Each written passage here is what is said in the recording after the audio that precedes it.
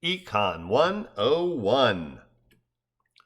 August 1986, I purchased a made in the USA, cosmetically damaged, double-butted chrome moly steel, lugged red Schwinn Supersport frame for $50. As I outfitted her from frame only to street-worthy, the Supersport taught me an important economic lesson. I'd just begun working at Challenge Schwinn Dunwoody, one of 3 Challenge Schwinns dotted around the Atlanta metro area, and though able to purchase all the components at dealer cost, by the time I had acquired a fork, the frame was just that, a frame with no fork, and all the sundry components, I wound up spending slightly more on her than if I'd paid retail for the whole bike. Stupid move, but a good lesson. Hey, I was a noob. I didn't know. I built the Supersport up for my darling as a 21-speed fast tourer, and she rode it as such for a score of years until 2008, when we upgraded to a fancy carbon fiber specialized Ruby 2x10 race bike.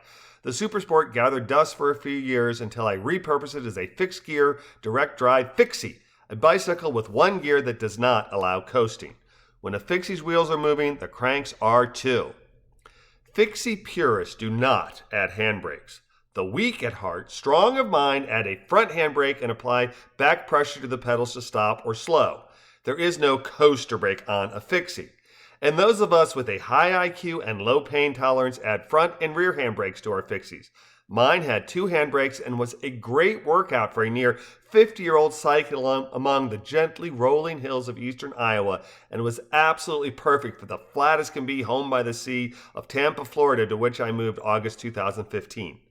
I frolicked upon her for over a dozen years before moving to Raleigh, North Carolina, where our not gently rolling hills convinced OAF, old and fat me, to retire my fixie. She'd been used hard and put away sweaty, and the steel showed it. Rust was abundant, and as I found thoughts of selling my old made in the USA friend anathema, rust in peace she did until the swap. Tim, a young enough to be my son, fellow co-worker at CSH, heard about my fixie and offered to swap my Supersport frame and fork for a 2006 made in the USA lightweight, rugged, and comfortable road race frame that melts true temper OX platinum steel and OCLV carbon fiber. It too has sweat damage, as the fitting for a brake cable had corroded to uselessness from the saline that drips from our bodies.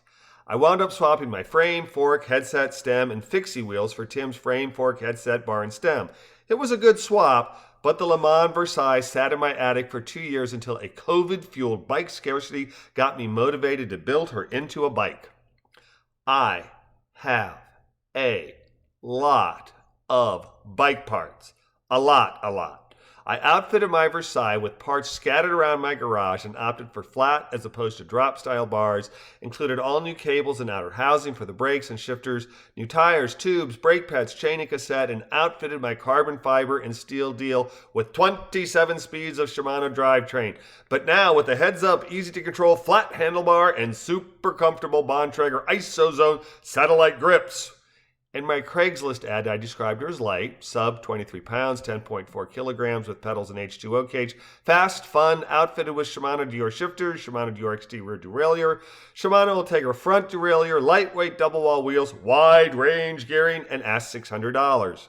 I also noted that the rear shifter works great, but that the gear indicator does not function, and declared that bit about the brake housing cable closest to the seat tube being corroded, necessitating the rear brake cable being zip-tied to the frame, and included 2 photos of said damage. I'd already sold 4 bikes in less than a week when I posted the Le Mans Versailles and expected her to go quickly as well, but she generated less interest than my previous listings and languished in limbo. I did have this fascinating exchange with a Craigslist buyer. Buyer, 8/14/2020. I am interested in but moving soon, so please reach me here. Ready to take it. Me, 8/14/2020. I'm about to take it out on one last ride. When would you like to meet? Me, 8/16/2020. I apologize for my late reply. I thought I'd sent my previous message earlier, but it was in drafts. The bike is still available. Keith. Buyer's spouse, 8/16/2020. Thanks for returning my husband's message regarding the item, and we are ready to purchase it now, but I won't be able to meet with you due to my work frame, and we are in the process of moving and also preparing for my daughter's wedding. But with the details shown on the CL, we are satisfied with the price and condition.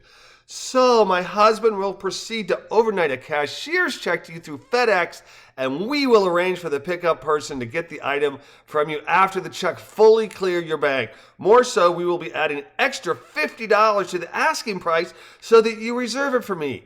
Kindly email me below information to overnight the check to you ASAP. Full name to issue the check to, address to overnight check, cell number, and the final asking price. Acknowledge the receipt of this email if selling to us and email me back with information needed to mail the payment out tomorrow. Thanks. Me, 8/16/2020. The bike is listed at $600. I'm afraid I'm limiting my sales to Venmo, PayPal, or cash. I do not need extra funds for the transaction and will be happy to hold on to the bike once it's paid for. Please make sure that the brake attachment issue that I noted in CL listing is understood. It is safe but not pretty. Venmo or PayPal takes 4 days to clear, so it is no problem hanging on to the bike until then. Thank you, Keith. Buyer. Crickets.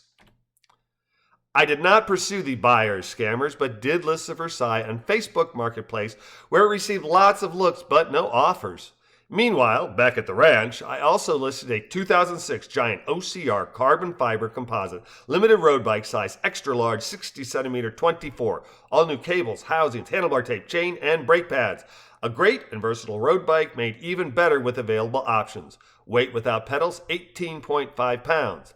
That generated hundreds of Facebook Marketplace looks and inquiries, as well as Craigslist responses, including a Sunday 8:15, 10:34 p.m. inquiry from Wesley.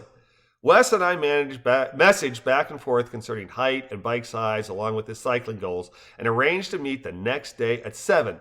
But Monday afternoon, he let me know he wouldn't be able to view the Giant OCR until 8:15 that night. I let Wes know that this wasn't a problem, but that another interested party would be viewing the bike around 7 that night. It was here that I mentioned the Le Mans Versailles to Wes and let him know that I had half a dozen potential buyers vying for the Giant. At 7:45, my 7 o'clock buyer arrived to view the Giant OCR, and we discussed options for the bike. Wesley shows up around 8:15, and I go to his car and apologize for not being available and tell him that the Giant is sold, but that the Le Mans Versailles is still an option. He graciously accepts my explanation and apology and waits for over 75 minutes for me to finish altering the now Nathan J's extra large Giant before I can help him.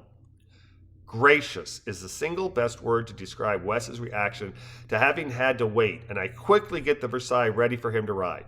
He loves it, but he really wants drop-style bars, to which I say, no problem. How about if I set it up with racing-style handlebars, and instead of the $600 listed, I sell it to you for $400. As a thank you, an apology for making you wait?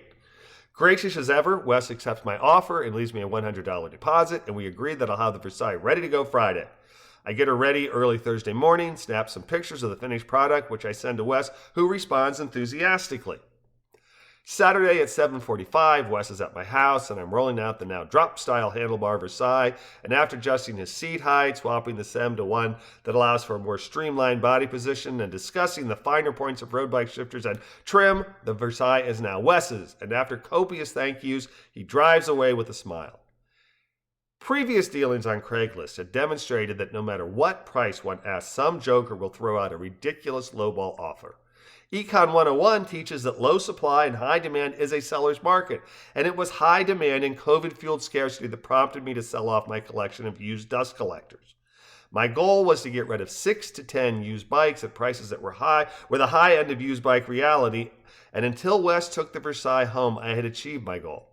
I sold Wes the Versailles at 2/3 my asking price, including making the labor-intensive handlebar swap. It's okay. He earned it. P.S. I upgraded my darling wife from her 2008 Specialized Ruby to a Trek Silk late in 2017, and in 2018 we listed the Ruby on Craigslist for $700. No bites at the time except one joker who insulted us with an offer of $70, and when I politely told him no, he continued to email me why I should sell it at that price. The Ruby is the only bike out of 6 that I insisted on getting my full asking price of $700. It sold within 3 days of listing. It's COVID time, bikes are in demand, and supply is terrible. ECON One-Oh-One.